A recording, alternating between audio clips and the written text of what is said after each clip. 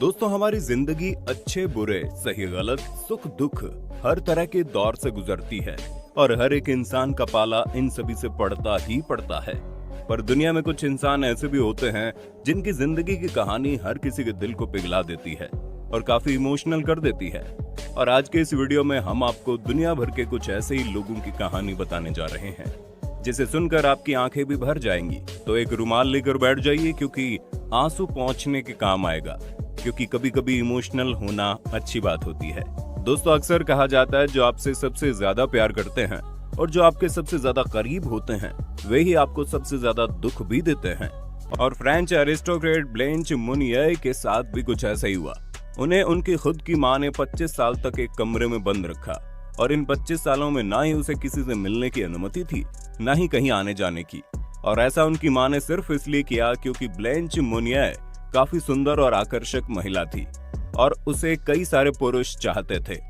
और तो और ब्लेंच मुनिये ने एक लॉयर से शादी भी कर ली थी जिसका पारिवारिक वातावरण कुछ ठीक नहीं था। और ये बात ब्लेंच मुनिये की मां को बिल्कुल पसंद नहीं आती थी और इसलिए उन्होंने ब्लेंच के साथ ऐसा किया। 1901 में जब पुलिस ने ब्लेंच मुनिये को ढूंढ निकाला तब तक ब्लेंच मुनिये 50 साल की हो चुकी थी और वृद्ध अवस्था में आ गई थी और उसका शरीर मानो एक जिंदा लाश बन चुका था। उसके पूरे शरीर पर बग्स, छोटे मोटे कीड़े मकोड़े रेंग रहे थे और उसके एक्सक्रीट्स भी पूरे रूम में बदबू फैला चुके थे। ब्लेंच मुनिये ने दशकों से ना तो सूरज की रोशनी देखी थी, ना ही लोगों की भीड़। दोस्तों, अब तो आप समझ ही गए होंगे कि उन 25 सालों में ब्लेंच मुनिये पर क्या बीती होगी। आपको क्या लगता है? हमें नीचे कमेंट बॉक्स में बताइए ना। अब चलते हैं नथनाएल और हेली की कहानी की ओर, जिनका मानना है भगवान ईसा मसीह ने उनकी नवजात शिशु ग्रेबिएला की जान बचाई थी और उनकी वजह से आज इनकी बेटी उनके साथ है। दरअसल उनकी बेटी ग्रेबिएला के जन्म के बाद ही उसके शरीर में कुछ कॉम्प्लिकेशंस हो गए थे, जिसके कारण ग्रेबिएला के इंटरनल ऑर्गन डैमेज होने लगे थे और ग्रेबिएला की ब्रीथिंग रेट भी काफी ज्यादा अब नॉर्मल हो गई। डॉक्टर्स की टीम ने ग्रेबिएला को नर्सरी सीसीयू में शिफ्ट तो कर दिया था, पर कहीं न कहीं सारे डॉक्टर्स ये जानते थे कि ग्रेबिएला का बच पाना बड़ा मुश्किल है। लेकिन ग्रेबिएला के माता पिता ने एक मिनट के लिए भी उम्मीद नहीं छोड़ी और उन्हें पता था कि भगवान ईसा मसीह उनकी पुकार जरूर सुनेंगे। और हुआ भी कुछ ऐसा ही। अचानक से ग्रेबिएला की ब्रीदिंग रेट नॉर्मल हो गई और वो बिल्कुल ठीक हो गई। मेडिकल साइंस और डॉक्टर्स आज तक इस गुत्थी को सुलझा नहीं पाए कि आखिर ये हुआ कैसे, पर ग्रेबिएला के माता पिता इसे तो बस अपने ईश्वर का चमत्कार मानते हैं। दोस्तों, आपको क्या लगता है? कमेंट में बताइएगा। दोस्तों, इस पूरी कहानी के हर एक माता पिता के लिए उनके बच्चे ही उनके लिए सब कुछ होते हैं, लेकिन उस माता पिता के ऊपर क्या गुजरी होगी जिसके एक दो नहीं बल्कि 3 बच्चे एक साथ मर जाएं। उन माता पिता पर क्या गुजरेगी ये तो आप समझ ही सकते हैं। उन माता पिता पर क्या गुजरेगी ये तो आप समझ ही सकते हैं। अमेरिका के क्रिस और लॉरी के साथ भी कुछ ऐसा ही हुआ, जब उनके तीनों बच्चों की मौत एक साथ एक कार एक्सीडेंट में हो गई थी। जब ये सारा परिवार एक रोड ट्रिप पर निकला था और इनकी गाड़ी को एक बड़ी से ट्रक ने टक्कर मार दी थी। इस एक्सीडेंट से क्रिस और लॉरी तो बच गए, पर इनके तीनों बच्चे भगवान को प्यारे हो गए। पर इतने कठिन समय में भी इन दोनों ने एक दूसरे का साथ नहीं छोड़ा और कुछ ही साल बाद लॉरी ने 3 नवजात शिशुओं को जन्म दिया और फिर से इन दोनों की जिंदगी में खुशियां छा गई। और इसी के साथ हुए अपने खोए हुए बच्चों की झलक अब उन्हें उन 3 नए मेहमानों में दिखने लगी थी। कहते हैं कि इंसान की इच्छा शक्ति और हौसले के आगे इस दुनिया की कोई भी ताकत टिक नहीं सकती। और इस बात को 100% साबित कर दिखाया एलेक्स लुइस ने। अपने छोटे से बेटे और प्यारी से खूबसूरत बीवी के साथ एलेक्स अपनी जिंदगी के हसीन पल जी रहे थे, पर उसकी किस्मत को शायद कुछ और ही मंजूर था। एक दिन अचानक से एलेक्स के यूरिन में खून आने लगा और उसका पूरा शरीर बैंगनी कलर का हो गया। हॉस्पिटल पहुंचने के बाद डॉक्टर्स ने उसे बताया कि उसे स्ट्रेप्टोकोकल इन्फेक्शन हो गया है, जिसकी वजह से उसके शरीर के ब्लड में पॉइजन फैल चुका है और उसके कई सारे ऑर्गन भी डैमेज हो चुके हैं, जिसके कारण वो मौत के काफी करीब था और उसे बचाने का सिर्फ एक ही रास्ता डॉक्टर्स के पास था और वो था उनके दोनों हाथ पैर काटना। और उन्होंने वैसा ही किया। इतना ही नहीं, एलेक्स के फेस का कुछ हिस्सा भी डॉक्टर्स को काटकर हटाना पड़ा क्योंकि इन्फेक्शन एलेक्स के पूरे मुंह तक भी पहुंच चुका था और उसे रोकने के लिए डॉक्टर्स को ये करना ही पड़ा। पर आज एलेक्स जिंदा दिली और अविश्वसनीय हौसले की एक अनूठी मिसाल बनकर उभरे हैं और वे अपनी इस कमजोरी को कमजोरी नहीं बल्कि अपनी ताकत मानते हैं। दोस्तों, एक माँ और बेटे का रिश्ता इस पूरी दुनिया के रिश्तों से सबसे अलग होता है और ये बात इस माँ ने सिद्ध करके दिखाई है। ब्रेस्ट कैंसर जैसी भयानक एवं जानलेवा बीमारी से ग्रसित होने के बावजूद भी एली नामक एक महिला ने अपने बेटे जेलेन के लिए एक ऐसी विरासत छोड़ी जो जेलेन की जिंदगी का सबसे हसीन यादगार पल बन गई।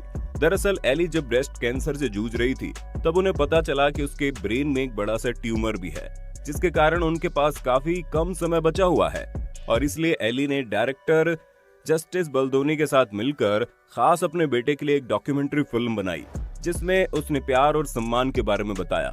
ये फिल्म देखकर जेलन को काफी अच्छा भी लगा और उसने अपनी माँ एली की हर एक सीख गांठ बांध ली।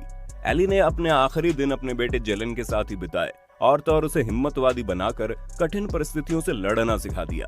आज भी जेलन अपनी माँ की बातों को याद करके खुश हो जाता है। हौसले और हिम्मत की एक और ऐसी ही कहानी है रोसली पार्कर की। एक दिन जब रोसली अपने माता पिता के साथ ड्राइव पर गाड़ी में निकली तब अचानक उनकी गाड़ी के सामने तेज गति से दूसरी गाड़ी आ गई, जिसके कारण उनकी गाड़ी ने अपना संतुलन खो दिया और उनकी गाड़ी का एक्सीडेंट हो गया। इस एक्सीडेंट में रोसली के माता पिता तो बच गए, पर अफसोस रोसली के साथ कुछ भयानक हो गया। उसके रिब्स और लीवर दोनों ही टूटकर फट गए, जिसके कारण वो पूरे 1 महीने तक कोमा में रही। कोमा से बाहर आने के बाद भी रोसली की मौत और जिंदगी की जंग खत्म नहीं हुई।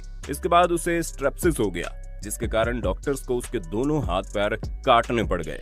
पर दोस्तों, इतने हार्डशिप्स और दुख दर्द से गुजरने के बाद भी रोसली ने हिम्मत नहीं हारी और अपने हौसले को हमेशा बुलंद रखा।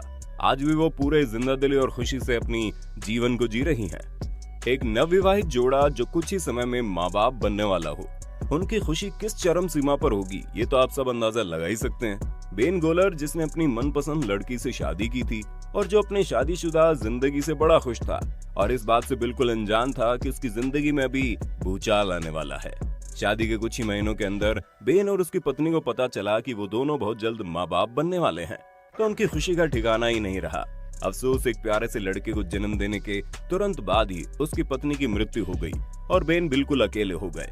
एक दिन बेन के लेटर बॉक्स में किसी अनजान ने उसके लिए खत छोड़ा, जिसमें बेन को ये हिदायत दी गई थी कि एक बार बेन अपना और अपने बेटे का डीएनए टेस्ट करवा ले। पहले तो बेन ने इस बात पर ज्यादा ध्यान नहीं दिया, पर कहीं ना कहीं डीएनए टेस्ट की बात बेन के दिमाग में छप गई थी और जिसकी वजह से आखिरकार बेन ने डीएनए टेस्ट करवा ही लिया। और उस टेस्ट की रिपोर्ट देखकर बेन के पैरों के नीचे से जमीन ही खिसक गई, क्योंकि उस रिपोर्ट में बेन और उसके बेटे का डीएनए बिल्कुल ही अलग था। यानी बेन की पत्नी का अफेयर बेन से शादी करने से पहले ही चल रहा था और वो बच्चा बेन का नहीं बल्कि किसी और का था। दोस्तों, आज भी बेन अपनी नाजायज औलाद के असली पिता को खोज रहे हैं। दोस्तों, कभी हमें काम के सिलसिले में तो कभी हमें अपने पर्सनल रीजंस के कारण अपने परिवार और चाहने वालों से दूर रहना ही पड़ता है। पर दोस्तों, क्या हो अगर एक बेटी अपनी माँ से पूरे 28 साल बाद मिले? उन दोनों माँ बेटी के लिए वो पल कितना खास और हसीन होगा ये आप समझ सकते हैं। साउथ वेल्स ऑस्ट्रेलिया में पली बड़ी रोशानी जब 28 साल बाद अपनी माँ वायलेट से मिली तो उसकी खुशी का ठिकाना ही नहीं रहा। दरअसल 1987 में रोशानी को एक समृद्ध दंपत्ति ने अडॉप्ट कर लिया था और उसके बाद उन लोगों ने उसका पालन पोषण किया। इसके बाद रोशानी अपने सिंगिंग के सपने को पूरा करने लगी। एक बढ़िया सी ठीक ठाक जिंदगी जीने के बाद भी रोशानी को उसकी जिंदगी में कुछ खाली खाली सा लग रहा था और ये खालीपन था उसकी माँ की यादें। और इस खालीपन को दूर करने के लिए रोशानी अकेली अपनी माँ को ढूंढने निकल गई और बड़ी मशक्कत के बाद रोशानी को आखिरकार उसकी माँ मिल ही गई। अपनी माँ से मिलने के बाद रोशानी को पता चला कि जब वो छोटी थी तब उसके माता पिता के पास इतनी संपत्ति नहीं थी कि उसका पालन पोषण कर पाए और इसलिए उन्हें मजबूरन उसे उस अमीर दंपति के पास छोड़ना पड़ा। अब दोस्तों, मिलिए घाना के ओस्मान और ईफो से, जिनके खुद के घर वालों ने ही उन्हें घर से बाहर निकाल दिया है और अब ये दोनों काम करने के लिए इधर उधर भटक रहे हैं।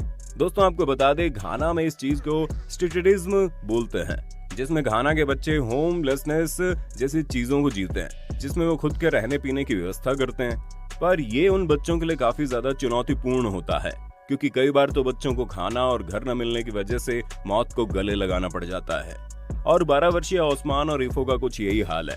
हालांकि घाना के कुछ एनजीओ और सोशल ग्रुप मिलकर ऐसे स्ट्रीटिज्म को खत्म करने का भरसक प्रयास कर रहे हैं और कई हद तक सफल भी हुए, पर अभी भी घाना में ओस्मान और ईफो जैसे न जाने कितने बच्चे भूखे प्यासे सड़क के किनारे पड़े रहते हैं और कोई इनकी देखभाल करने वाला नहीं है। तो दोस्तों, ये थे दुनिया भर के कुछ ऐसे किस्से जिसे सुनकर और देखकर बेशक आपकी आंखें भर आई होंगी। और दोस्तों, आपको इन सभी में से कौन सा किस्सा सबसे ज्यादा गंभीर लगा? किस कहानी ने आपके दिल को छू लिया? हमें नीचे कमेंट बॉक्स में बताइए। और इस तरह के और भी अनोखे वीडियोस देखने के लिए हमारे चैनल को सब्सक्राइब करके नोटिफिकेशन बेल को ऑन कर देना, ताकि ऐसे वीडियोस सबसे पहले आप तक पहुंच सके। धन्यवाद।